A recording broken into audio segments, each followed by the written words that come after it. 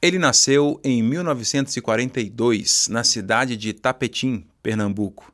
Ainda muito criança, se interessava por assuntos religiosos e, atendendo ao chamado de Deus, foi para o seminário católico estudar para ser padre.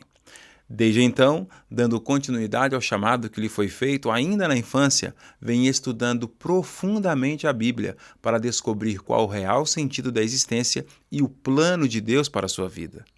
Eu estou falando do professor Gui José Leite, e um dos primeiros assuntos que chamou sua atenção foi a mortalidade da alma. E é este tema que vamos estudar hoje. Professor Gui, então quer dizer que o senhor é de uma família religiosa, né? Sua família, em certa medida, era religiosa, mas como é que foi o seu despertar para a religião e como que isso influenciou suas decisões, suas escolhas no decorrer dos anos? Veja, Vânios, eu digo que minha conversão se deu aos 4 anos e meio, quando eu ia com a minha mãe para a missa, e eu escutava o padre falar e eu já compreendia algumas coisas. Eu lembro que ele falava do velho homem, do novo homem. E eu tinha muita curiosidade para isso aí. Comecei a celebrar missas ainda bem pequeno, onde eu fazia pequenos altares de pedra, punha uma toalhinha e tal. Quando eu cresci um O pouco senhor mais... brincava de ser padre, é isso? Eu brincava de ser padre. Que legal.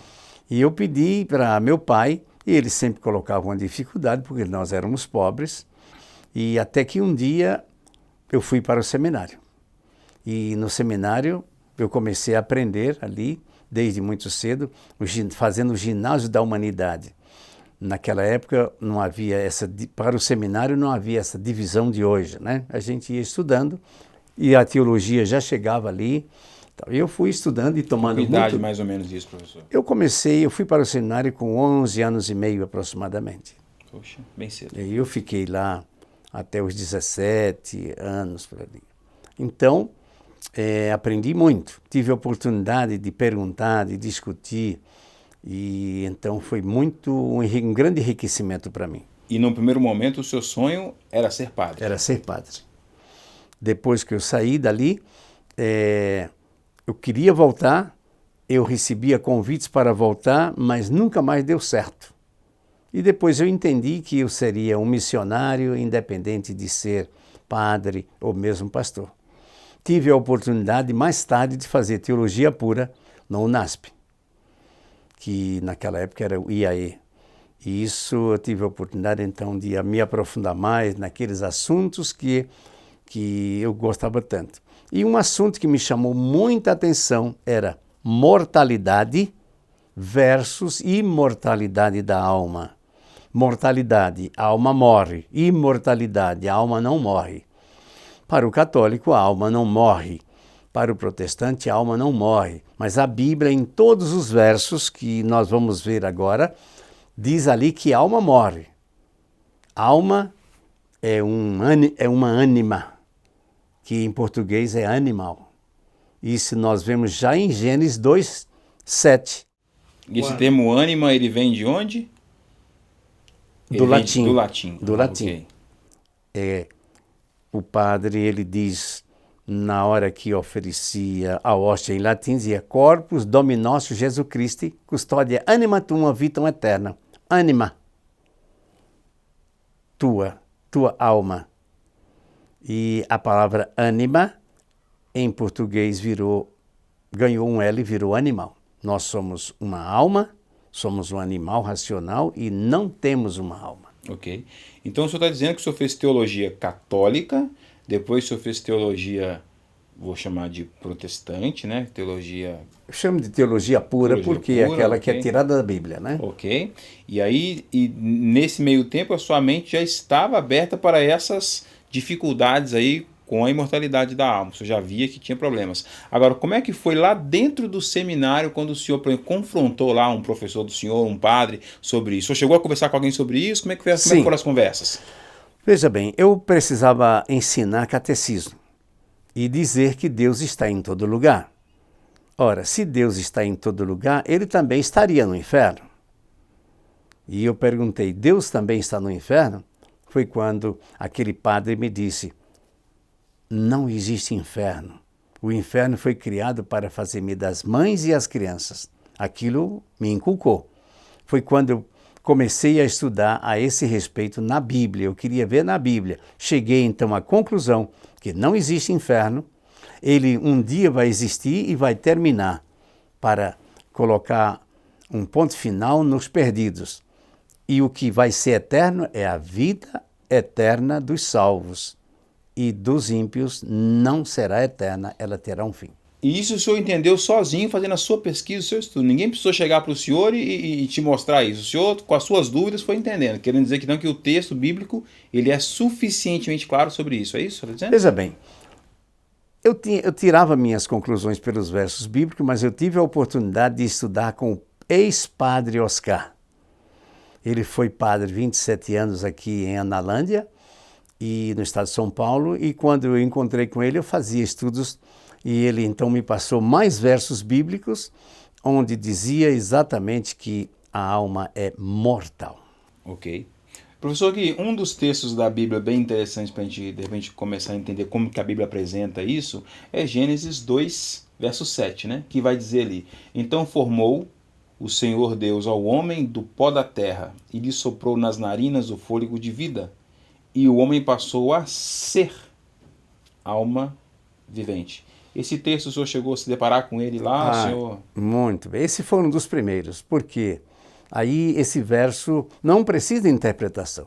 É só ler e entender que Deus formou o homem, fez o corpo do pó da terra e deu um sopro de vida e ele passou a ser alma. Logo, nós não temos uma alma, nós somos uma alma.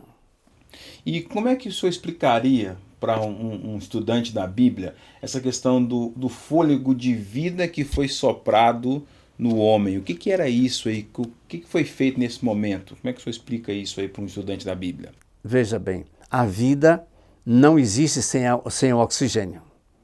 Esse sopro de vida é o oxigênio que Deus deu para que houvesse, então, nesse corpo, o fôlego, que é quem proporciona a vida. E quando Deus retira, nós vamos ver mais à frente, quando Deus recolhe o fôlego, não tem mais vida. Ok, muito bom mesmo. E agora, o texto bíblico também fala em Gênesis, né, que depois que o homem pecou, Deus deu para ele uma sentença, né, que ele teria que voltar ao estado inicial. Agora, antes desse texto aí, teve um outro episódio, um encontro de Deus com o homem, que ele diz o seguinte: você pode comer de todas as árvores do jardim, mas da árvore do conhecimento do bem e do mal, essa você não pode comer, porque no dia que comeres, certamente morrerás. Só que depois aparece a serpente e ela disse algo diferente? Sim, isso está em Gênesis 3. Se você ler do verso 1 até o 4, você vai ver isso aí. É muito interessante lermos isso aqui. Mas a serpente, mais sagaz que de todos os animais selváticos que o Senhor Deus tinha feito, disse à mulher: é assim que Deus disse? Não comereis de toda a árvore do jardim? Respondeu-lhe a mulher: do fruto das árvores do jardim podemos comer, mas do fruto da árvore que está no meio do jardim, disse Deus, dele não comereis, nem tocareis nele, para que não morrais. Isto ainda hoje é discutido. A maioria das pessoas, até dos cristãos, acham que a pessoa não morre, que o espírito não morre, que a alma não morre. Mas Deus disse categoricamente: se comerdes, morrereis. E a serpente disse categoricamente: pode comer que não morre. Então, ainda hoje nós temos reflexos desse posicionamento do diabo com relação à palavra de Deus, né? O Deus dizendo uma coisa e o diabo dizendo outra. Deus disse não morre, o diabo disse... Perdão, Deus disse morre, o diabo disse não morre. E as pessoas hoje acreditam mais no que o diabo falou do que naquilo que Deus... Agora, Vânios, isso não são reflexos. Não são reflexos, são categoricamente pregado que a alma não morre. E essa pregação é diabólica. É forte isso, não? Muito forte. Muito forte. E aí nos faz pensar que as pessoas talvez que nunca leram esses textos, estudassem melhor esse assunto, né, professor? Para poder não ser enganado e para tirar conclusões corretas. Sabe que um dos grandes problemas das pessoas que estudam a Bíblia ou que leem a Bíblia é não prestarem atenção no que o texto de fato está dizendo, né? E ficar com aquilo apenas que ouviram de um pastor, de um padre, de um ensinador, né? Que isso é muito perigoso. Outro texto importante, professor, é Salmo 146, verso 4, né? E lá diz assim: sai-lhes o espírito e eles tornam ao pó. Nesse momento, ou nesse mesmo dia, perecem todos os seus desígnios. E aqui parece que a gente tem uma contradição, né? Porque nós estamos falando que não tem alma, não tem espírito, mas aqui diz que sai o espírito. Que espírito é esse? Se ele sai, para onde que ele vai? Veja bem, na hora que Deus formou o homem, ele soprou-lhes um fôlego. E agora, na hora da morte, ele tira esse fôlego. Sai-lhes o fôlego de vida, sai-lhes o espírito, e eles tornam ao pó. Quando é que o homem torna ao pó? Quando ele deixa de respirar. Nesse mesmo dia perecem todos os seus pensamentos, desígnios, etc. A morte, ela é fatal e é como um sono profundo que só vai acordar quando Cristo voltar na ressurreição. Ok? Então é importante entender que esse fôlego ou esse espírito que sai é a vida simplesmente, não é mesmo? A vida que Deus deu no começo, ela agora se retirou e o corpo físico, a matéria, vai voltar a ser pó como foi no começo quando Deus criou o ser humano, não é isso mesmo? E importante também esse entendimento aí. O livro de Jó é outro livro também, professor, que nas suas pesquisas parece que o senhor se deparou com alguns textos de Jó que mexeram com a sua cabeça, né? Sim. E um deles foi esse aqui, é isso mesmo? Se Deus pensasse apenas em si mesmo e para si recolhesse o seu espírito e o seu sopro, fôlego, né? Toda a carne juntamente expiraria e o homem voltaria ao pó. Lembram de Gênesis 3,19 que diz: do suor do teu rosto comerás o teu pão até que tornes a terra, porque dela fostes tomado, porquanto és pó, e ao pó tornarás. O cumprimento está aí. Ok, interessante. E aqui um outro pensamento aqui interessante desse texto, é que diz que Deus é o doador da vida. E se ele tirar a vida, ela se extingue totalmente. Não é isso mesmo? Porque não tem vida fora do corpo. Se o corpo foi para o pó, a vida também cessou. E aí por isso cessaram os desígnios, cessaram os pensamentos, os desejos, as vontades, tudo se acaba, né? Muito bom. Esse texto aqui de Eclesiastes também, esse texto é um daqueles que deixa o pessoal aí com uma pulga atrás da orelha, não? Pois é, muito forte e esclarecedor, porque os vivos sabem que hão de morrer, mas os mortos não sabem coisa nenhuma.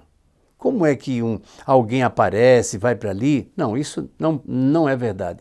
Nem tampouco terão eles recompensa, porque a sua memória jaz no esquecimento.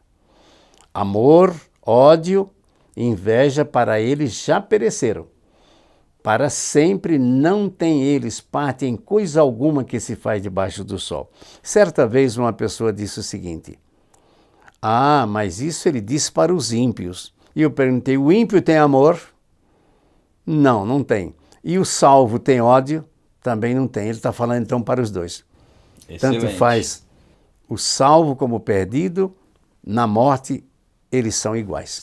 E isso vai acabar então nos levando, daqui a pouquinho nós vamos ler esse texto aí, mas o texto que fala lá em São João capítulo 5, em que haverá duas ressurreições, né? Sim. Dos salvos e dos perdidos. Ou seja, o estado dos dois antes da ressurreição é exatamente o mesmo. O mesmo, né? Muito interessante, muito bom. Os mortos não louvam ao Senhor, nem os que descem à região do silêncio. Tem gente que acredita que quem morre e foi bonzinho vai para o céu e fica lá tocando harpas, louvando ao Senhor, né? Mas esse texto parece que ele aponta numa direção diferente. Pois é, sabe, Vânios, eu estava numa cerimônia de sepultamento de uma senhora na Igreja Batista. E o pastor disse assim: irmãos, não choremos, porque esta alma já canta louvores no céu. E imediatamente eu lembrei, os mortos não louvam ao Senhor, nem os que descem à morte, a região do silêncio. E lembrando que região do silêncio aqui é uma expressão para se referir à sepultura. A sepultura, não é isso mesmo? perfeito. Ou seja, não tem ninguém na sepultura cantando louvor. Muito menos no céu, porque o corpo ficou no pó, né? Então de lá não sai. Agora, professor, o número de pessoas que acredita no contrário, né? Acredita de que alguns estão no céu agora louvando a Deus, etc., é muito grande, não é não? Vejam bem, isso é muito perigoso porque Cristo morreu em nosso lugar, doou a sua vida por nós. E lá em Apocalipse 20 diz que os perdidos são como a areia do mar. Por quê? Não é uma questão de religião, é uma questão de crer ou não crer na palavra de Deus. Profundo isso, hein? Já pensou que covardia os cristãos receberem graciosamente a salvação e porque não acreditam na palavra de Deus, eles vão ser como a areia do mar. Então, quem ouvir essa nossa conversa, quem assistir essa nossa conversa, tem que entender que o que nós estamos dizendo aqui é que a questão não é acreditar no que o professor Gui está falando, ou que o Vânio está falando, ou qualquer outra pessoa. É entender aquilo que a Bíblia está dizendo, porque isso pode fazer a diferença entre a perdição e a salvação. Fortíssimo esse pensamento aí. Isaías 38:18 diz que mortos não tornarão a viver, sombras não ressuscitam. Por isso os castigaste e destruíste e fizeste perecer toda a memória. E esse texto, professor, o que o senhor enxerga nesse texto aí? Mortos não tornarão a viver, os salvos até que Cristo volte, e os perdidos até que Cristo volte pela segunda vez. Ele virá 3, já veio uma, virá mais 2, mas voltar só 2. Quando Cristo voltar, então, até lá não tornarão a viver. Sombras não ressuscitam, por isso os castigaste. Castigaste como? Pela morte. Os destruíste na morte. E lhes fizeste perecer toda a memória. Na morte, toda a memória desaparece. Nós vamos ver em outro verso dizendo isto. E é importante entender aqui também que quando fala que Deus os castigou, né? Por isso os castigaste, na verdade aqui não é que Deus é mau e está ali castigando pessoas. É a punição, vou dizer assim, automática, recorrente da desobediência. Desobedeceu, o caminho inevitável é a destruição, né? E esses que forem destruídos, que forem mortos, eles nunca mais terão uma segunda oportunidade. Ou seja, eles vão de fato perecer e perecer toda a memória, toda a lembrança que eles têm, todos os planos que eles tinham, os desejos que eles levaram com eles, isso tudo se acaba juntamente com eles. Exatamente. A sepultura não te pode louvar e nem a morte glorificar-te. Não esperam em tua fidelidade os que descem a cova. Pois é, isso contraria a fé católica. A sepultura não te pode louvar. Como é que podemos ter pessoas que morreram, apesar de terem tido uma vida boa, exemplar, mas estão mortos? Eles não podem estar louvando a Deus, nem a morte glorificar-te. Não esperam em tua fidelidade os que descem a cova. Aqueles que descem a cova, então eles terão que aguardar a segunda vinda de Cristo, como você já citou ainda agora, São João 5, 28 e 29. Certo? Certo. E aqui é importante, eu destacaria aqui, né, algumas palavras desse texto, né? A sepultura não te pode louvar, é uma ação, né? Ação de louvar. A morte não pode glorificar. E também as pessoas que descem à sepultura não esperam, não têm esperança. Ou seja, não há nenhuma possibilidade de quem está morto ter ali qualquer tipo de ação que possa tanto glorificar a Deus ou como esperar que Deus faça algo por ele. Porque me remete um pouquinho isso aqui à questão do purgatório. Né? Quando alguém fica ali no purgatório esperando de repente que a misericórdia o alcance, alguma coisa aconteça, ele saia dali, sai daquela condição intermediária para ir para uma condição mais favorável, ou não, né, se ele não for aprovado, né, segundo a teoria católica. Mas esse texto também, ele bem analisado, ele também é um complicador para essa doutrina do purgatório, não? Sim. Eu não sei se você sabe que a Igreja Católica já tirou a possibilidade de purgatório. E para mim foi dito que inferno não existe. É apenas para fazer medo às mães e às crianças. Isso disseram para o senhor. Para mim disseram. Não existe inferno. E quem disse isso para o senhor não foi um coroinha, não. Foi um padre. Foi um padre. Que era o seu professor de teologia. Minha gente. Quem tem ouvidos, ouça. Jó 7, 9 e 10. Tal como a nuvem se desfaz e passa, aquele que desce à sepultura jamais tornará a subir. Nunca mais tornará sua casa, nem o lugar onde habita o conhecerá jamais. Então, isso derruba todo aquele pensamento que alguém apareceu a alguém depois que morreu. Então, isso, a doutrina espírita, a doutrina católica e a doutrina até mesmo de algumas igrejas protestantes, que bem menos, mas tal como a nuvem se desfaz e passa, aquele que desce à sepultura jamais tornará a subir. Quando? Enquanto Cristo não voltar. Nunca mais tornará a sua casa. Então não volta no 7º dia, nem no 30º dia, e nem fica aparecendo aqui e ali para dar sonhos, para falar com alguém. Isto... Trazer recado, nada disso. Absolutamente. O lugar onde habita jamais o conhecerá.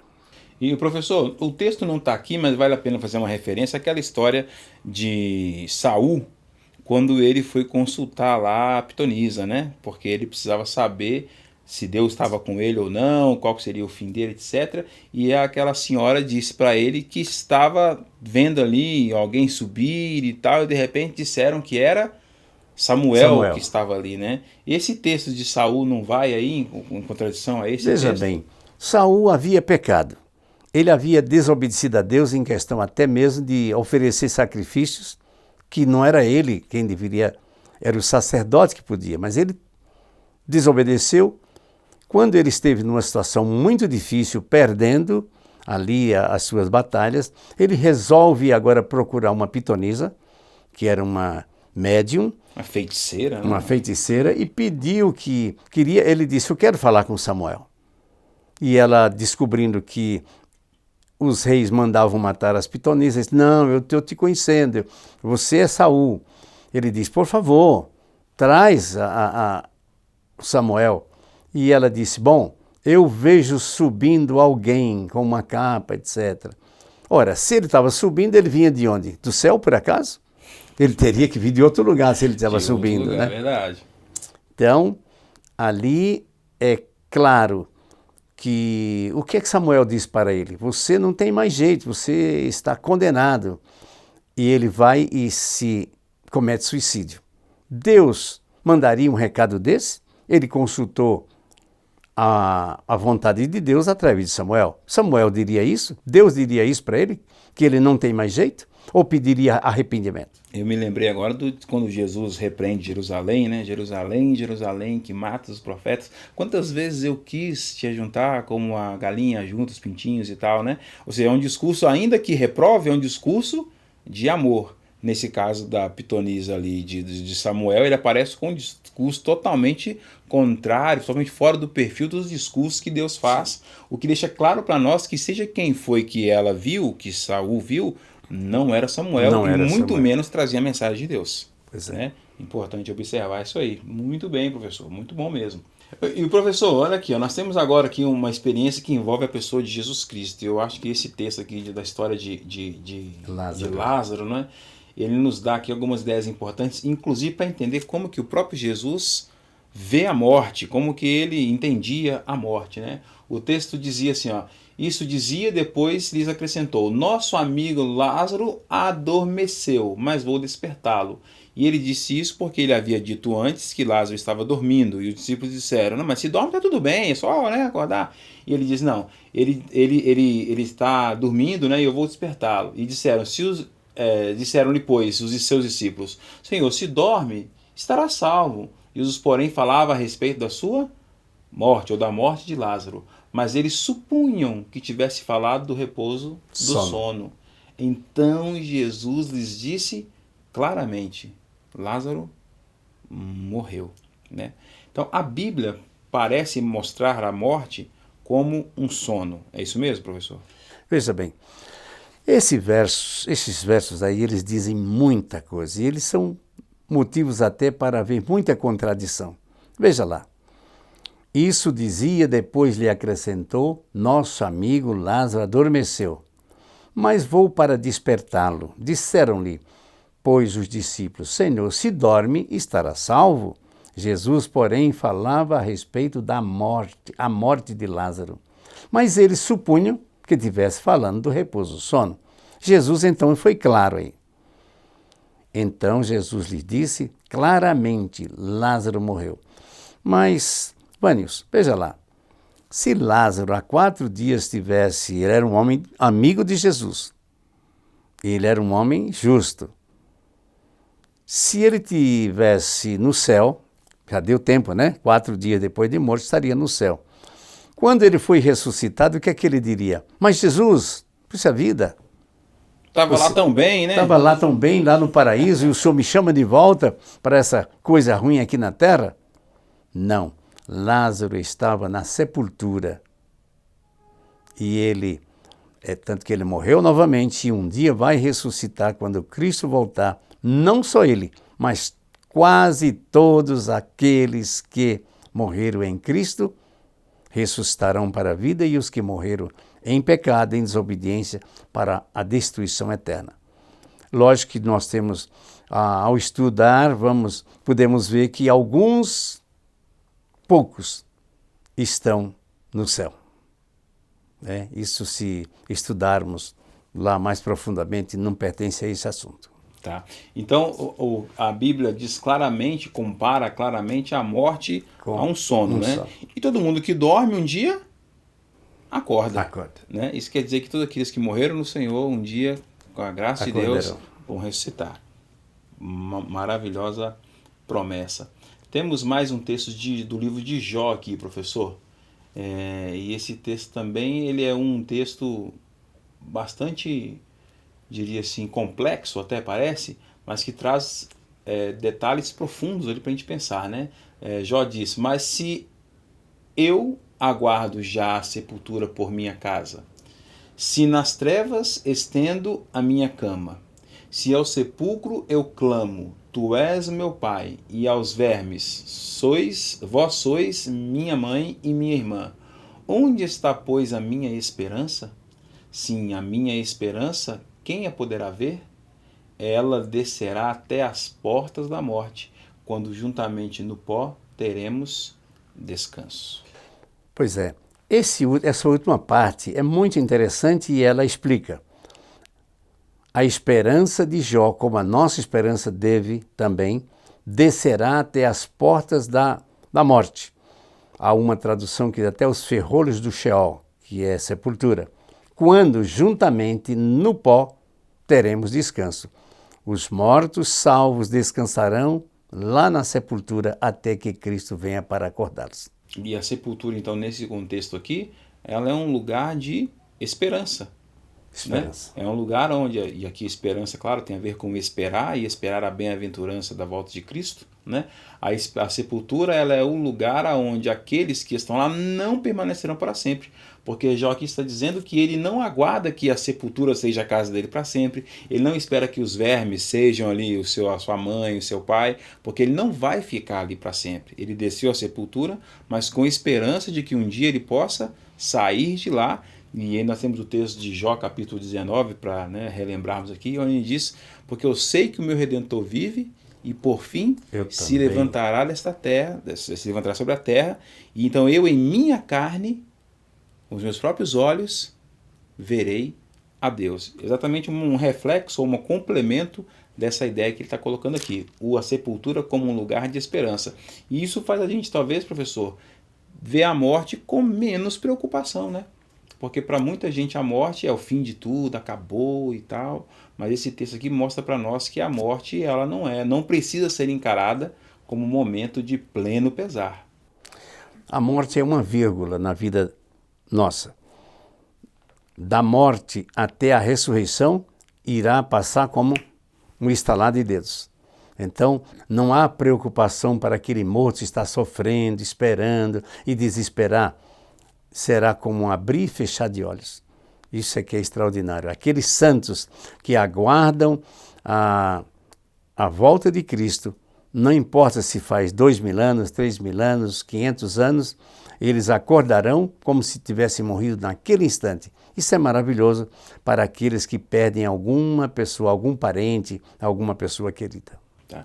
E nós não falamos aqui ainda, professor, mas esses textos todos nós estamos lendo aqui são textos que o senhor se deparou nos seus estudos pessoais, não é isso? Sim. Foi lendo esses textos e foi trazendo aí, foi trazendo perguntas a esses textos para resolver o dilema aí que existia na sua cabeça com relação à mortalidade ou imortalidade da alma, né? Importante. E mais um texto ainda no livro de Jó, Jó no capítulo 14, do verso 10 até o verso 12. O senhor lê para nós esse texto aí, professor? O homem, porém, morre e fica prostrado. Expira o homem onde está? Como as águas do lago se evaporam e o rio se esgota e seca, assim o homem se deita e não se levanta. Enquanto existirem céus, não acordará, nem será despertado do seu sono. Quer dizer, da morte até a ressurreição, ele fica dormindo. Esse texto deixa claro, então assim, ele é um texto muito esclarecedor no sentido de mostrar que a comparação é muito boa, né? Como a água que evapora, quem morreu não sai dali de jeito nenhum se não for pela ressurreição no dia da volta de Cristo. Exatamente. Não há outra possibilidade da pessoa sair da sepultura se não for pela intervenção divina por ocasião da volta de Jesus Cristo. E esse texto aqui, na minha opinião, João 5, 28 e 29, é um dos textos mais incríveis. E detalhe importante, que esse texto aqui, ele não é um discípulo falando, é claro que os discípulos têm autoridade, né, o apóstolo Paulo falando, mas é o próprio Cristo fazendo uma declaração importante, né? A declaração dele é: não vos maravilheis disto, porque vem a hora em que todos os que se acham nos túmulos ouvirão a sua voz e sairão. Os que tiverem feito o bem, para a ressurreição da vida. E os que tiverem praticado o mal, para a ressurreição do juízo, ou ressurreição da condenação, como algumas outras versões apresentam. Esse texto aqui, professor, ele parece indicar que existem então dois grupos de pessoas que vão ressuscitar, mas que enquanto não ressuscitam, ambos estão no mesmo lugar, sob a mesma condição. Sabe, Vânios, em Apocalipse 20, nós vamos encontrar o complemento disso aqui, uma explicação melhor. Aqui a gente vê que os que fizeram bem sairão para a ressurreição da vida. 2 pontos. E os que fizeram praticado mal para a ressurreição do juízo. Ora, mas lá em Apocalipse é dito que entre a ressurreição dos salvos e dos ímpios tem um intervalo de 1000 anos. Nós podemos ver quando isso lá em Apocalipse 20, leia todo o capítulo e você vai entender essa diferença, que quando se completarem 1000 anos, Satanás será solto, sairá a seduzir as nações, os ímpios que foram ressuscitados. Tivemos o prazer de conhecer aquele local. E eles vão, enganados por Satanás, tentar tomar a santa cidade, e aí cai fogo do céu e os destrói. Isso é bem categórico lá no verso 9. E isso também, aproveitando o gancho desse texto então de Apocalipse aí, a ideia também de que após a vinda definitiva de Cristo para estabelecer aqui a Nova Jerusalém, não haverá também um lugar de sofrimento eterno. Essas pessoas são destruída sumariamente. É isso mesmo. Sim, veja bem, o verso 10 é um verso que traz um pouco de confusão, porque eles terão um castigo eterno. A morte é eterna. E a morte eterna não é vida eterna de sofrimento. Isso foi que me chamou bastante atenção. Eu escutei sempre dizendo que a vida no inferno seria para sempre. Mas peraí, o inferno vai ter vida ou vai ter morte? A segunda morte é vida eterna de sofrimento ou é vida eterna de aniquilamento? E um outro raciocínio importante para a gente usar aqui agora, professor, é que se alguém ficar no inferno, ou em qualquer lugar que seja, sofrendo castigo para sempre, então o mal não acabou. Sim. O mal continua a existir e Deus nos livre e guarde, se o sujeito escapa de lá, começa tudo de novo. Vânios, isso aí me aconteceu algo muito sério. Quando eu estava estudando isso que eu perguntei, peraí, mas se o inferno é eterno, sofrimento, ranger de dentes, uma mãe que tem 2 filhos, ela vai com um para o céu e outro vai para o inferno. Essa mãe teria paz no céu? Não teria. E o que foi me respondido lá pelo padre é o seguinte: Deus vai dar um remédio para que esta mãe esqueça do filho que está sofrendo. Você gostaria de ter esse Deus que dá um remédio para você esquecer do filho que está sofrendo? Esse quadro é de um Deus manipulador, né? Ele está escondendo a verdade. Eu não quero esse Deus que me dá um remédio para que eu esqueça que meu filho está sofrendo eternamente, mas eu não estou mais sabendo, então fico eu no gozo. Então veja que a teoria da imortalidade da alma ainda coloca nuvens sobre o caráter de Deus. Ela é perversa. Ela trata de um Deus que eu não quero. A Bíblia apresenta um Deus que dará retribuição a cada um segundo as suas obras, né? E essa retribuição, então, ela é, como diz o texto de João aqui, ou a vida eterna, ou a morte eterna. Não existe outro tipo de galardão, outro tipo de recompensa. Ou você vive para sempre, ou você é destruído para sempre, né? Qualquer opção fora dessas torna Deus um Deus manipulador que apenas quer satisfazer ali os seus desejos, suas demandas através do sofrimento humano. Isso seria muito cruel. Isso é triste. Isso é muito sério, tratarmos disso, pensarmos, tirar todas as dúvidas a esse respeito. E a Bíblia responde satisfatoriamente esse problema. Ok. Professor, esse texto aqui, o texto de Ezequiel, capítulo 37, 12 e 13, o senhor estava me contando que tem uma história com esse texto aqui, né?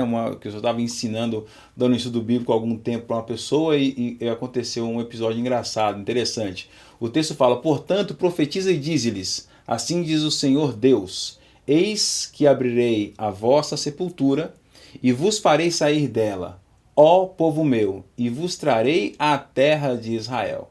Sabereis que eu sou o Senhor, quando eu abrir a vossa sepultura e vos fizer sair dela, ó povo meu. É claro que esse texto ele é um texto profético, faz parte do que a gente chama de profecia clássica, né?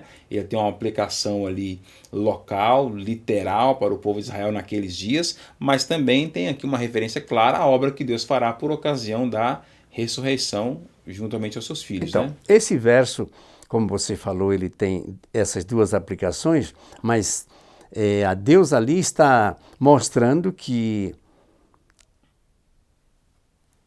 isto daí vai acontecer na segunda vinda de Cristo, quando ele vai abrir as sepulturas e tirar o povo dele. Eis que eu abrirei as vossas sepulturas e vos farei sair das vossas sepulturas, ó povo meu. Mas o fato que aconteceu comigo é que eu estava dando estudo para uma senhora e eu falava disso e eu perguntava para ela, onde está o povo de Deus que morreu? E ele dizia, no céu. Ela acreditava então em imortalidade da alma. Sim, ela dizia, está no céu. E eu lia novamente, ela dizia, está no céu. Então eu lembrei de fazer uma comparação com as roupas que estavam no guarda-roupa. Eu abrirei meu guarda-roupa e vos farei sair do guarda-roupa, ó roupa minha, onde está a sua roupa? Ela dizia, agora eu entendi. está na guarda-roupa. E onde está o povo de Deus? Ela diz, na sepultura. Foi assim difícil para compreender. Porque é uma crença que está arraigada já dentro daqueles que acreditam na imortalidade, que a pessoa morre e vai para o céu, ou morre e vai para o inferno. Isto não é verdade, nem uma coisa nem outra. Ok. Professor, e o senhor disse agora há pouco, né, então, que tem um período aí de milênio, né, que é um outro assunto, pode estudar outro momento, mas ele aparece nesse texto aqui de Apocalipse, capítulo 20, né?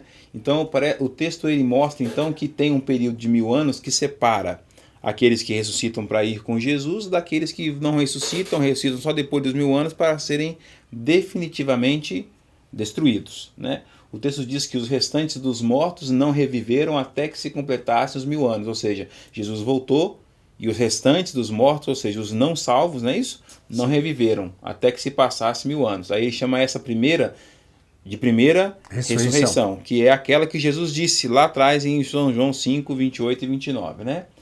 E aí ele vai dizer agora assim, ó, bem-aventurado, ou seja, feliz e santo, escolhido, é aquele que tem parte na primeira ressurreição. Sobre esses, a segunda morte não tem autoridade. Agora, pastor, um momento só, veja bem. Teremos a morte natural, e aqui diz, claro, ó, sobre esses, a segunda morte não tem autoridade para os salvos. Logo vai ter uma segunda morte para os ímpios. E o que é morte? É vida? Ou é morte? Morte é morte. Morte é morte. Destruição. Este verso para mim bastaria. Ok. Pelo contrário, diz ali, serão sacerdotes de Deus e de Cristo e reinarão com ele por 1000 anos. 1000 anos até que haja a ressurreição dos ímpios, se continuarmos lendo o Apocalipse. Então, o que o texto está dizendo, então, é que tanto os ímpios quanto os salvos estiveram mortos. Então, um grupo ressuscitou na primeira e outro vai ressuscitar na segunda. Enquanto isso, não tem outra recompensa. Estão aguardando o cumprimento dos 1000 anos para que possam ser ressuscitados e aí sim receber o seu pagamento pela vida de pecado que levaram. Pois é, Satanás ficará preso por 1000 anos, preso a cadeias de impossibilidades, porque ele não tem a quem tentar. Ok, uma cadeia de circunstâncias. De circunstâncias. Né? Esse texto aqui ele chega a ser até engraçado. Né? Porque eu não imagino o céu dos cachorros, né? Sei que quando a gente era criança eu tinha cachorros, não sei se você já teve, né? E sempre morre um cachorrinho, morre um gatinho, a gente é criança, a gente fala, tomara que lá no céu dos cachorros, no céu dos gatinhos, né, ele esteja bem, né? Mas olha o que esse texto fala aqui, ó. Porque o que sucede aos filhos dos homens, sucede aos animais. O mesmo lhe sucede. Como morre um, assim morre o outro. Todos têm o mesmo fôlego de vida, e nenhuma vantagem tem o homem sobre os animais, porque tudo é verdade. Todos vão para o mesmo lugar, todos procedem do pó e ao pó tornarão. Agora, interessante é que esse verso aí é muito esclarecedor, não precisa interpretação. Todos vão para o mesmo lugar, todos procederão do pó e ao pó tornarão até que Cristo venha. Isso em outros momentos, já foi dito lá atrás, até que haja céus e terra. Não é para sempre.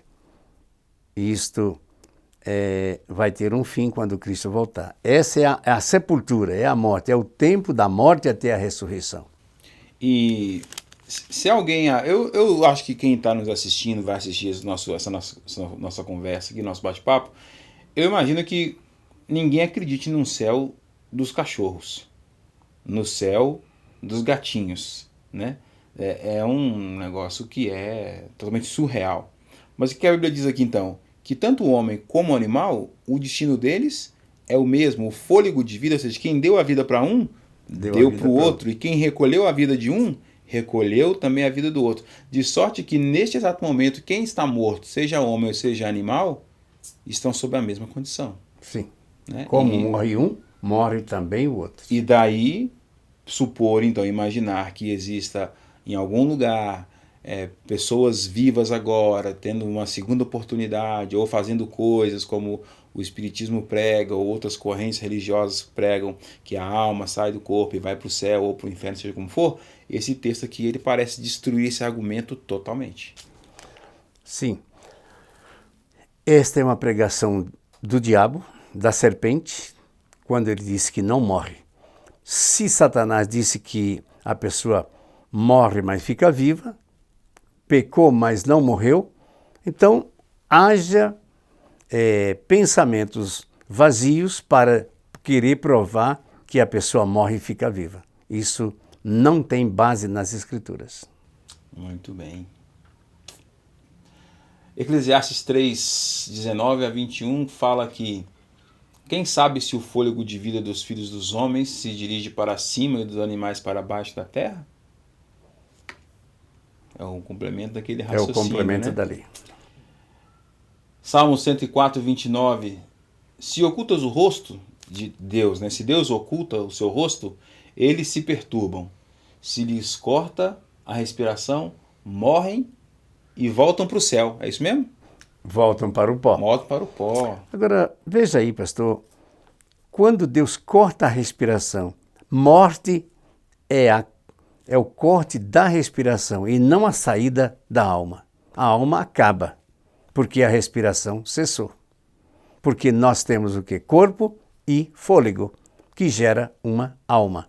Assim como tábuas e pregos geram uma caixa. Tirados os pregos separados das tábuas, a caixa acaba. Uma alma, quando se tira a respiração, separa do corpo, acabou a alma. Isso é muito simples. E o prego da caixa não vai sair por aí andando sozinho procurando outra caixa para fazer, outro lugar para ele morar, né? Ele simplesmente voltou a ser prego e a madeira voltou a ser madeira. A caixa não existe mais. Agora, veja bem. Tem um lugar que diz que o fôlego volta a Deus. Mas eu faço uma comparação. Eu dou uma caneta e mando que a pessoa use. Essa caneta é minha, depois você me devolve. Aí ela quer me entregar e eu digo, deixa aí, é minha. Ora, a respiração, o fôlego volta a Deus, mas fica aqui, é de Deus. Deus não tem lá um armário, um estoque cheio de vidrinho. Aqui está o fôlego do Gui, aqui está o fôlego do Vânios, aqui tá... Não tem isso no céu. Ou seja, o fôlego é a vida que Deus deu e ele tirou, ela continuou sendo dele, mas não necessariamente tem que voltar para o céu e ficar lá estocado em algum lugar. Esse é o raciocínio. Sim. Se alguém me manda para gerenciar uma fazenda no Mato Grosso, eu passo 10 anos gerenciando. Um dia recebo um telefonema do dono da fazenda. A partir de agora você não é mais meu gerente. A gerência volta para quem? Para o dono. E como é que vem a gerência? Eu venho trazer, mando pelo correio? Não, na hora que você não é mais meu gerente, automaticamente voltou para o dono da fazenda. Quando Deus permite que alguém morre, o que era dele volta para ele e a pessoa deixa de existir. Muito bom. Pois bem, professor, concluímos aqui um pouco, né, desse nosso estudo sobre a mortalidade da alma ou imortalidade, como alguns queiram também. E eu quero dizer para o senhor que foi uma conversa muito agradável e vamos, quem sabe, ter outros momentos para nós conversarmos mais, né? Vamos conversar sobre este e mais outros assuntos. Eu agradeço muito a você, porque você é aquela pessoa que também gosta desse assunto, gosta de outros assuntos bíblicos e eu sou muito grato a vocês e também àqueles que estão fazendo o trabalho para nós, que é o Gui Júnior. Ok. E uma última palavra, o que o senhor diria para quem vai nos assistir e de repente aí ele não entendia completamente esse assunto e talvez vivia uma vida até um pouco entristecida por conta de pessoas que faleceram e talvez pensam que não vão mais rever essas pessoas. O que o senhor diria para essas pessoas que até hoje, viviam uma vida aí sem muita esperança por ocasião da morte? Estude a Bíblia, estude por assuntos. Se quiser escrever para nós ou fazer perguntas através aqui do site da Escola do Pensar, estaremos dispostos a ajudar e a estudar juntos, né? E quem mora nessa região nossa aqui do Campo Limpo, aqui aos sábados, 9h30 até meio-dia, nós temos aqui um estudo, não de religião, mas de Bíblia. E eu convido a todos aqueles que têm a oportunidade para vir aqui. Ok. Muito obrigado. Foi um prazer falar com o senhor e até uma próxima oportunidade. Ok, obrigado.